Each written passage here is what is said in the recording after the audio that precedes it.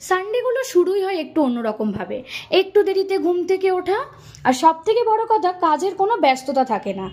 উঠলাম, ফ্রেশ হলাম, তারপরে রোজকারের মতো উষ্ণ গরম জল, তার সাথে লেবু, তারপরে একটু চা বানিয়েছিলাম, বসে চা খেলাম, খেয়েই বেরোলাম বাজার করতে।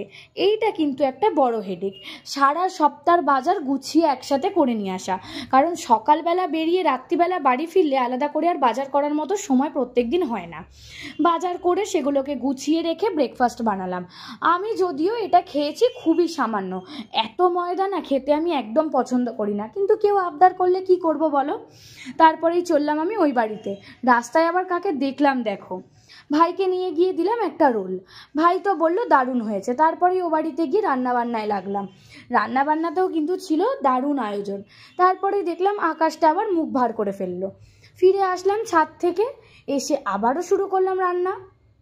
তারপরে স্নান সেরে সবাই মিলে দুপুরবেলা একসাথে খেতে বসলাম। লাঞ্চের মেনুতে তো দেখেইছো কী কী খাওয়া দাওয়া করেছিলাম। বিকেলবেলাতে বাপি ড্র্যাগন ফ্রুট কাটলো, ড্র্যাগনটা সবাই মিলে খেলাম। তারপরে মা আবার একটু চিনি ছাড়া লেবু চা করেছিল, আর বেসনের পাঁপড় রোস্ট করা নাকি তেলে ফ্রাই করা। তারপরেই তো আবার ফ্ল্যাটে ফিরে গেলাম, দিয়ে এবার রাতে ঘুমানোর প্রিপারেশন নিলাম, সকালে তো আবার অফিস। তো চলো ঘুমাই, টাটা।